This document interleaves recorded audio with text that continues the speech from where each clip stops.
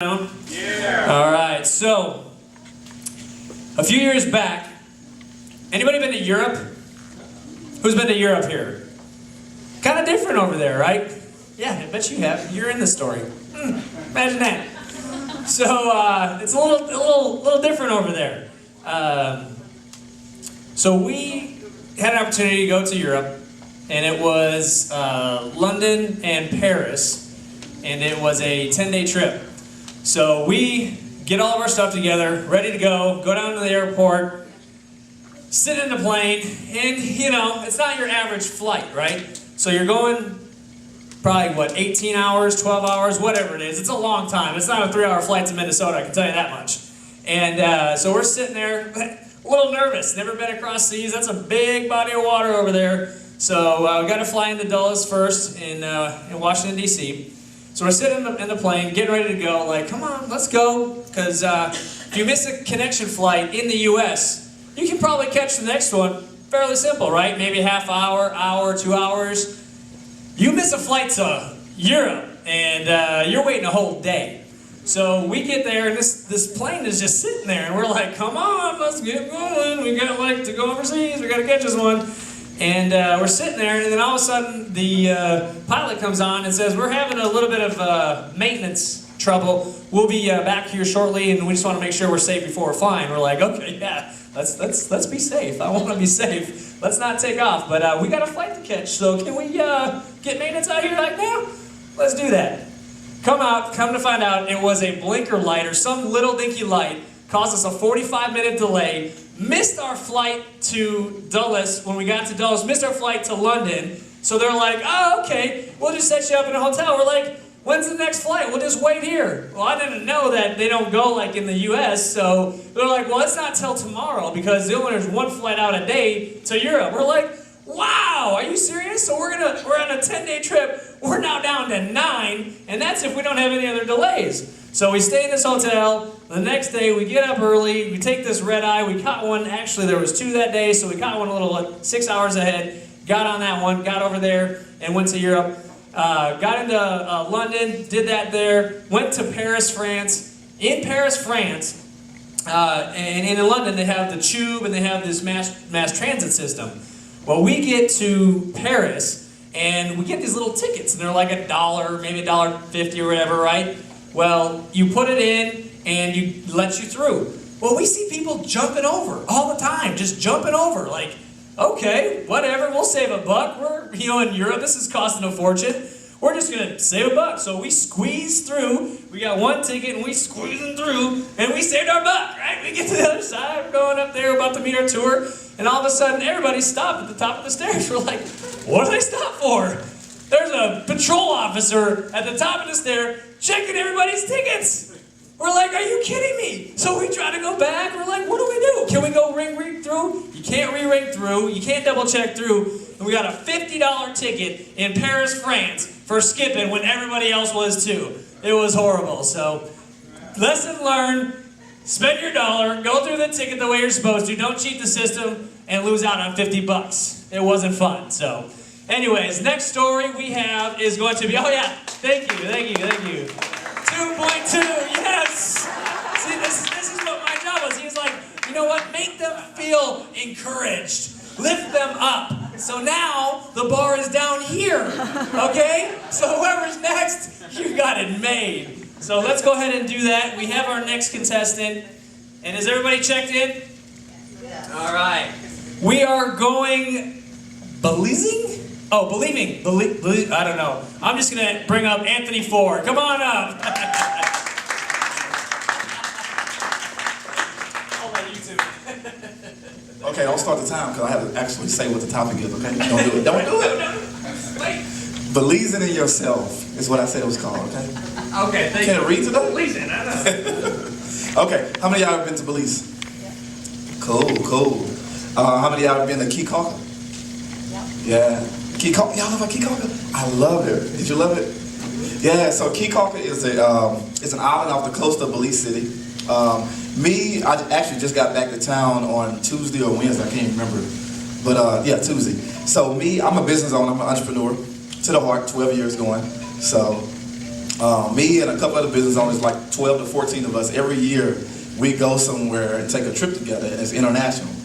This year we just went to LA to Coachella Festival, but it's usually international. So we went to an island off the coast of Belize called Key Calca. It was very pristine, very fun. And we came in and we flew into Belize City, and it took us an hour to get to this island. How long did it take y'all? That's another whole story. Okay, wow. She's got to be next. So it took us an hour, and we had the privilege of riding on a ferry for about an hour, and maybe like a little under an hour and a half. And I'm talking about, we were with the locals, and it was crazy. So I came in by myself. Everybody else was in. They had came in before me. A few people came the next day. So I'm coming in. As soon as I get off the boat, it was like this Jamaican-looking dude. I didn't know it was like Rastas. I mean, in the city, it was like, Spanish, and then I went there, it was like a lot of Rasta people. He was like, hey, come on, man, come on, with the accent and stuff. I'm like, how do you even know where I'm staying at? He knew exactly where we were staying at because it's not too many people that come and visit Key Calca, because I think they said it was about 800 people that occupy the island. The island is only 500 feet wide and 5 miles long. So when I say a very intimate setting, but I loved it. No TV, they barely had electricity. But the reason why I call this story Believing in Yourself is because it was like everywhere you went, you bumped into the same people. This was 5 years ago, by the way, and going on 5 years. And I can name probably about 10 people that was there. A guy named Lucky. There was this one guy named Fish Willie. We call him Fish Willie. His name was Willie.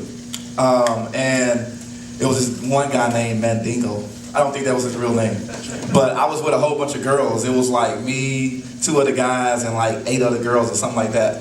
And I was like the protector. And he came in and said, yeah, my name is Mandingo. And it was like, what? So every time he popped up, he was like, Mandingo says go this way. And he always had a drink for us and stuff, always something. And we were like, man, your name cannot be Mandingo. But he was this big, dark, black guy, dreads, and that was just like, but he was friendly. So anyways, it makes me laugh too. So I'm traveling, throughout the city, and there's no motor vehicles. People don't have any shoes on. Everybody's barefooted. So it just seemed like every time I ran into somebody on the beach, they were like carving seashells or something like that. I call this the ultimate hustle town because they were selling seashells and necklaces and stuff by day, but then you come to their restaurant by night. And by the way, their restaurants were the backyard of their houses. I'm talking about like 5-year-old kids barefooted, serving us food. And I remember, like, I don't know if did y'all eat well, I know y'all ate, but they were actually like putting holes in the ground and putting chicken wire on the ground and grilling like the food, and we were actually eating it because there was no McDonald's or KFC or anything like that. So it's real fun. So I always tell people that I don't care no matter where you go, you can always turn something into a business, because these people were Hustle Town USA. It was just like, they were just like, selling necklaces, I remember it was this one girl, her name was Rhonda actually, and she had some barbecue chicken and that sort of thing, and then she said, you guys want dessert? And it was like a Sara Lee cheesecake. And I'm like, but it tastes so good. It was a box cheesecake. And I was like, man, you gotta give me the recipe. I gotta take that back to the US. And then she just showed me a box and said, oh, it's my friend named Sara Lee that made it. So, like I said, I had a lot of fun. I normally have like, what, am I at 5 minutes yet? No? Okay, cool. So I'll tell you about this other guy. So I'm in a club, and this club did not, the only thing it had was a roof and some walls. We went in this club, and it didn't have a ground. The ground was like sand. Did y'all discover that? It was like sand everywhere. They had no foundation nowhere. And so I remember this guy named Lucky came over and said, man, you a CIA agent or something? I was like, no, what you talking about? He was like, well, you always looking around and, guarding your women. I'm like, well, because all y'all trying to talk to my girls. Like, these are my little sisters, so to speak. And so I remember him saying, you know what, I'm going to play a song for you. And this was 2009. And how many of y'all, well, I don't know, I know, Chris, you're gonna feel me. You remember Cisco? Y'all remember Cisco? Y'all remember the song? I mean, it was 2009. That came out like in 1998, 1999. And he was like, man, if I play you a song, can I dance with your girls? And all of a sudden, they started singing the song, and they were just, love it when the booty go. And I was just like, dude, this song is like 10 years old, so no, you cannot have a dance with my girls.